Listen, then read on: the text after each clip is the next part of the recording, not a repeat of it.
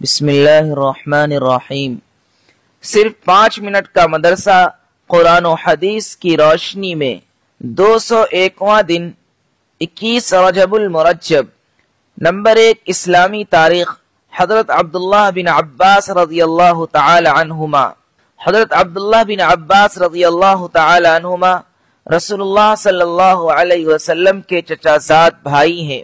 آپ رضی اللہ عنہ کی ولادت ہجرت سے 3 سال قبل مکہ مکرمہ میں ہوئی اور فتح مکہ سے پہلے اپنے والد عباس رضی اللہ عنہ اور والدہ ام الفضل رضی اللہ تعالی عنہ کے ساتھ مدینہ طیبہ ہجرت کی۔ رسول اللہ صلی اللہ علیہ وسلم کی وفات کے وقت ان کی عمر صرف 13 سال کی تھی، اس لیے ان کو حضور صلی اللہ علیہ وسلم کی صحبت سے فائدہ اٹھانے کا زیادہ موقع نہ مل سکا، مگر حضور صلی اللہ علیہ وسلم کی دعا اور علم کی طلب نے ان کو اس کمی کو پورا کر دیا۔ رسول اللہ صلی اللہ علیہ وسلم نے ان کے بارے میں فرمایا، اے اللہ ان کو دین کی سمجھ عطا فرما۔ اسی دعا کا نتیجہ تھا کہ بڑے بڑے صحابہ کرام رضی اللہ عنہم عبداللہ بن عباس رضی اللہ عنہما کو حبر الامہ، ترجمان القرآن، بحر العلم اور امام التفسیر جیسے الفاظ سے یاد کرتے تھے۔ حضرت عمر رضی اللہ عنہ بھی مشکل مسائل کو حل کرنے کے لیے ان کو بلاتے اور ان کے مشورہ کو قبول فرماتے۔ ان کی وفات سن 86 ہجری میں طائف میں ہوئی۔ نمبر 2 اللہ کی قدرت۔ چمگادڑ۔ اللہ تعالی نے دنیا میں مختلف قسم کے جانور پیدا کیے، انہی میں سے ایک اڑنے والا جانور چمگادڑ ہے۔ اسے دن کے مقابل رات میں زیادہ نظر آتا ہے۔ اللہ تعالیٰ نے اس کے اندر یہ خاصیت رکھی ہے کہ وہ انسانوں کی طرح ہنستی ہے۔ اس کی مادہ انڈے دینے کے بجائے جانوروں کی طرح بچے دیتی ہے اور اپنے بچوں کو دودھ پلاتی ہے۔ حیرت کی بات یہ ہے کہ یہ اپنے بچوں کو منہ میں لے کر اڑتی رہتی ہے اور اسی دوران دودھ بھی پلاتی رہتی ہے۔ یہ اللہ تعالی کی قدرت ہے جس نے عجیب و غریب جانور پیدا فرمایا۔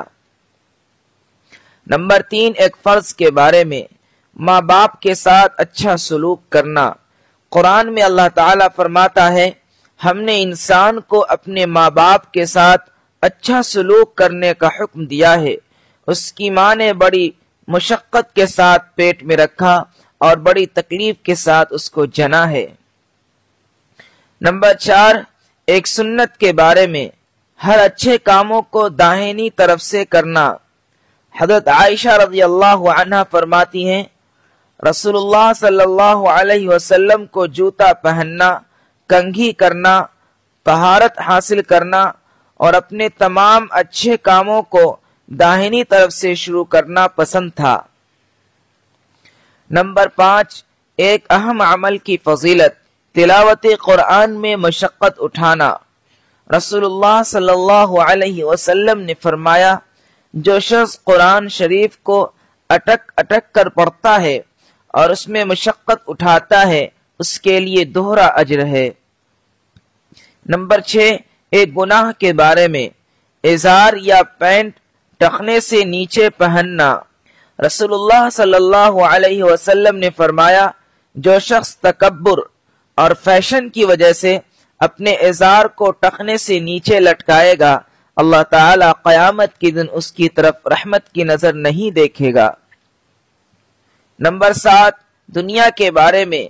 دنیا کھول دی جائے گی۔ رسول اللہ صلی اللہ علیہ وسلم نے فرمایا، عن قریب دنیا کی دولت تم پر کھول دی جائے گی، یہاں تک کہ تم اپنے گھروں کو اس طرح آراستہ کرو گے جیسے کعبہ شریف کو آراستہ کیا جاتا ہے۔ نمبر 8 آخرت کے بارے میں۔ قیامت کیسے آئے گی؟ قرآن میں اللہ تعالیٰ فرماتا ہے، قیامت کے دن سور میں پھونکا جائے گا جس سے تمام آسمان و زمین والوں کے ہوش اڑ جائیں گے، مگر جس کو خدا چاہے وہ اس بے ہوشی سے محفوظ رہے گا۔ پھر اس سور میں دوبارہ پھونک ماری جائے گی تو یکایک سب کے سب کھڑے ہو کر تعجب سے ہر طرف دیکھنے لگیں گے۔ نمبر 9 طب نبوی سے علاج، زکام کا علاج۔ رسول اللہ صلی اللہ علیہ وسلم نے فرمایا تم لوگ مرزنجوش کو سونگھا کرو کیونکہ یہ زکام کے لیے مفید ہے۔ فائدہ، علامہ ابن قیم رحمت اللہ علیہ فرماتے ہیں کہ اس کی خوشبو زکام کی بندش کو کھول دیتی ہے، اس سے جمع ہوا نزلہ پتلا ہو کر بہہ جاتا ہے اور پھیپڑوں پر جمع ہوا بلغم نکل جاتا ہے۔ نیز اس میں دوسرے بہت سے فوائد ہیں۔ نمبر 10، قرآن کی نصیحت۔ قرآن میں اللہ تعالیٰ فرماتا ہے اے ایمان والو، انصاف پر مضبوطی سے قائم رہو اور اللہ تعالیٰ کے لیے سچی گواہی دو، اگرچہ یہ گواہی خود تمہارے یا تمہارے ماں باپ یا رشتہ داروں کے خلاف ہی کیوں نہ ہو۔